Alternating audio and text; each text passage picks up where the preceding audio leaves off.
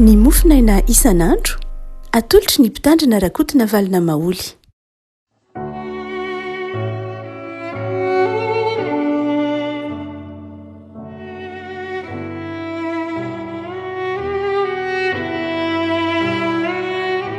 Falemarahaba antsika revako malalatra trety alakamisy fa 7 ny volana aogositra ity. Ny mofinaina izay voalahatra ho antsika dia ny bokin'ny Eksodosy. Eksodosy 1:30, Eksodosy 1:30 andiny voalohany ka hatramin'ny faha 1:20. Eksodosy 1:30 andiny voalohany ka hatramin'ny faha 1:20 amin'ny anaran'i Jesosy.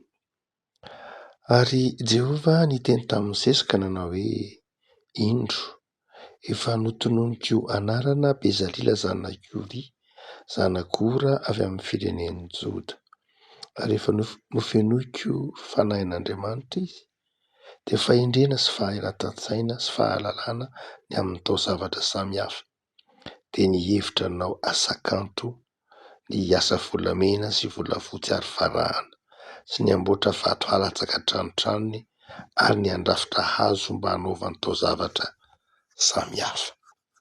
Ary indro izao efa nanomeany Oholiaba zanaky Ahisamaka avy amin'ny firenen'i Dana ho namany. Ary ny fony izay rehetra dia efa nasiako fahendrena mba hanaovany izay rehetra efa nandidiko anao, dia ny tranon'ilay fihaonana sy ny fiarasiana vavolombelona sy ny rakotra fanaovam-panavotana izay eo amboniny sy ny fanaka rehetra momba ny tranon'ilay, sy ny latabatra mba amin'ny fanaka momba azy sy ny fanaovan-jiro tsara mba amin'ny fanaka rehetra momba azy, sy ny alitara fandroana didika azomanitra sy ny alitara fandroana ny fanatitra hodorana mba amin'ny fanaka rehetra momba azy, ary ny tavy sy ny faladiany, ary ny fitafiana makarakara sy ny fitafiana masina ho any aronam-pisorona sy ny fitafian'ny zanany hoentiny misorona, ary ny dililo fanosorana sy ny didika azomanitra ao amin'ny fitoerana masina, arak'izay rehetra nandidiko anao no aoka ataon'ireo. Ray masonao manao masinana amin'ny fahamarinana ny teninao ny fahamarinana. Amen.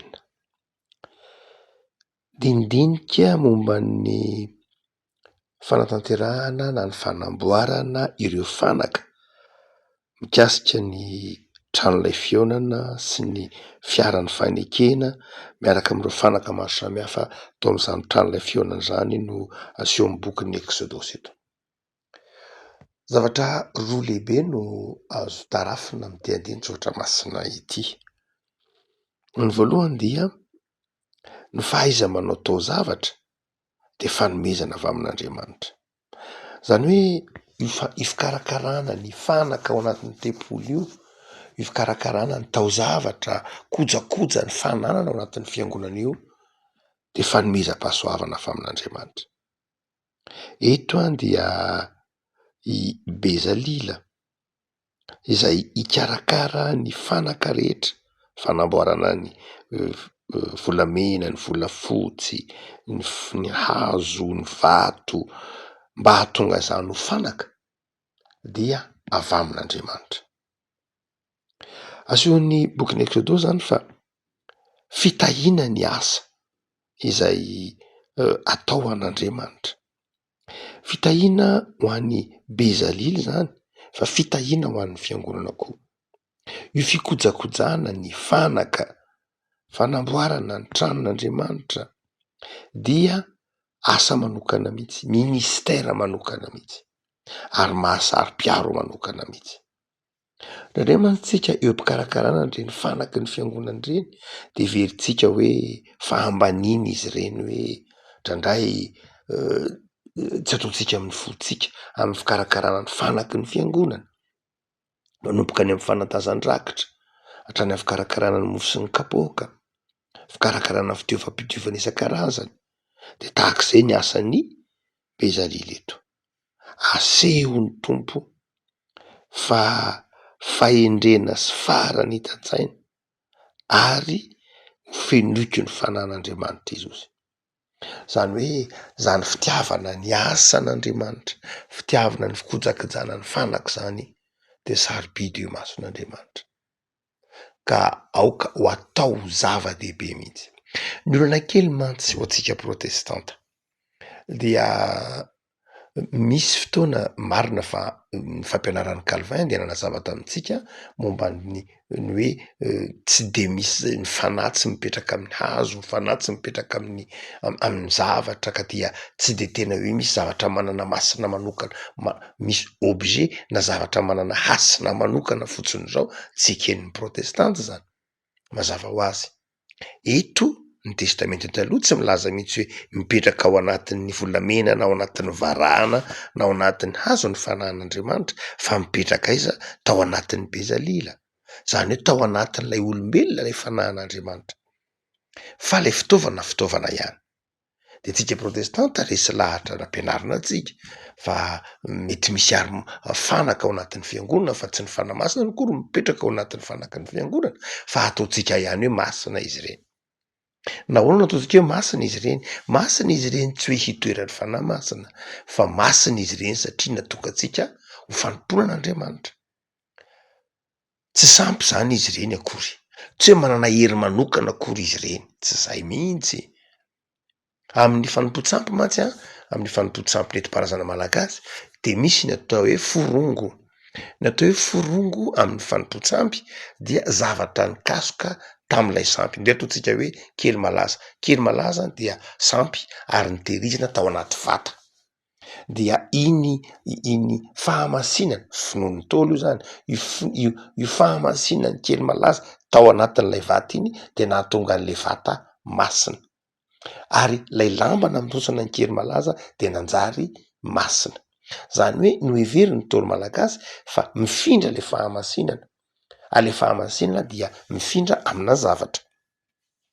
De ndraindray tsika mety ho tratrany zay fomba fijery zay koa amin'ny vavahana kristianina ka mety ho azon'ny fakam-panahy hoe sanatria hivavaka amina zavatra fa itsika protestanta de resy lahatra fa tsy manana fahamasinana manokana akory ny fitaovana ao anatin'ny fiangonana hoe hitoeran'ny fanahy masina fa ny itenenantsika azy fotsiny hoe latabatra masina ity. Ny antony de zao satria hanatanterahantsika ny ministerany ny Eukaristia na hikarakarantsika ny asa atao am-piangonana na ao anatin'ny fivavahana. No zany de tsika resy lahatra fa ny zavatra atokana ho amin'ny fikarakarana de hajaina de tandremana ary ny dikany teny hoe masina de voatokana. No zany mahatonga ny hoe masina de satria natokantsika ho amin'ny fikarakarana ny momba ny fanompoam-pavahana izy de apetratsika ho masina fotsiny izy amin'ny lafiny hoe natokana fa tsy hoe masina satria misy fanahy masina ao anatiny. Fanahy masina tsy mipetraka amina zavatra fa mipetraka ao anatin'ny olona. Zay amin'ny fomba fijeritsika.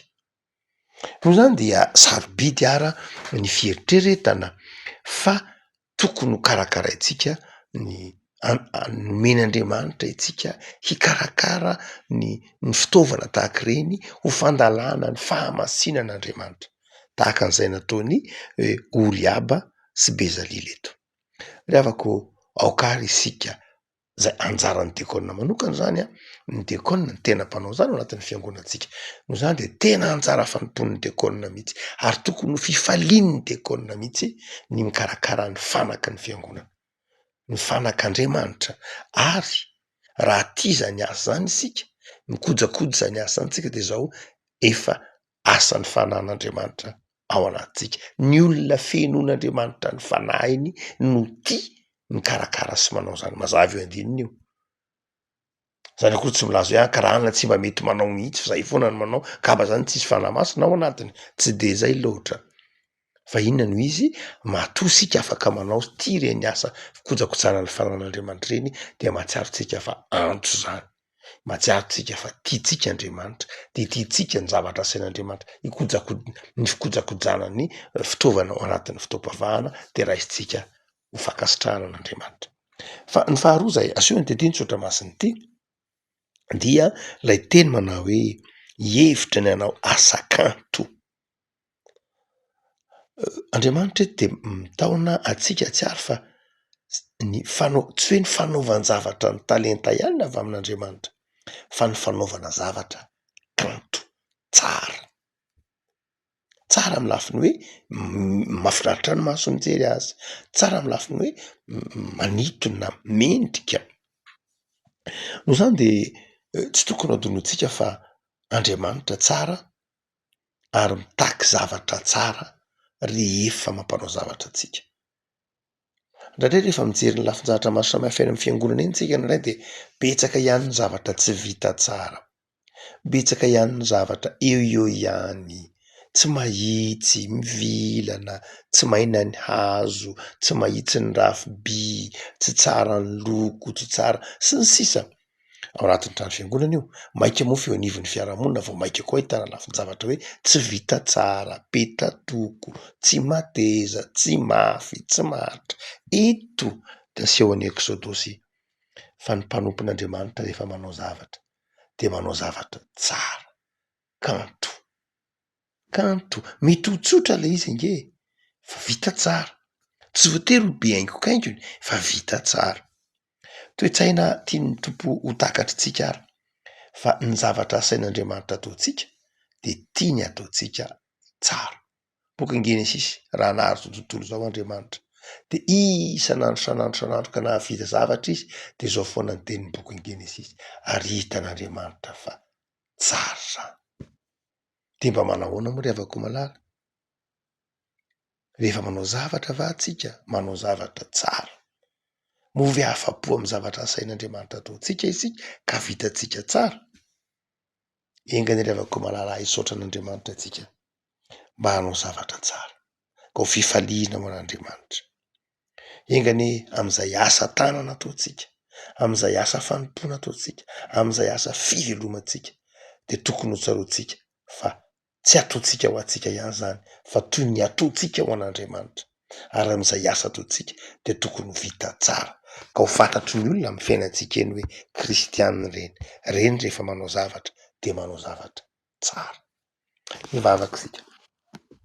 Tompo misaotra anao zahay noho amin'ity fotoana omenao anay ity, tomanao anay atsiaro fa zay zavatra asainao ataonay de asainao atao tsara tahaka anao Andriamanitra. Tsy manatoeranao aminao Andriamanitra ny kitoto, ny zara fa vita, ny eo ihany, fa atao aminao zay tompo anao zavatra tsara. Ary de manendry olona mihitsy ianao, manokana anay mihitsy ianao, mifidy anay mihitsy ianao mba hanao zavatra tsara ho anao ary mba hanao zavatra tsara ho an'ny hafa sy miparapelona aminay. Tompo, ataovy toe-tsainay sy toe-ponay eo anivon'ny fiarahamonina ny mikendry ny fahamendrehana, mikendry ny fahatsarana zay toetranao Andriamanitra. Esory aty anatin'ny fiarahamonina misy anay ny petatoko, ny zara fa vita, ny eo ihany, ny antonontonony. Esory reny Tompo, fa omeo anay ny fiadanana sy ny fifaliana de ao akanjaka ty-aponay ny fahasoavanao. Mamindrafo aminay Tompo de manapy anay mba hanana finiavana handeha amin'ny fahatsaram-piainana izay. De atao faly zay Tompo am'izay asa ampanaovinao anay, atao faly zay am'izay asa tianao tanterahinay, atao faly zay amin'ny fanatanterahana ny zara fanompona tandrify anay. De tahio ity tontolo andronay ity Tompo, ho tontolo andro hanarahanay ianao, ho tontolo andro hanomponay ianao, ho tontolo andro hifalianay amin'ny asanao. Misaotra Jesosy. Amen.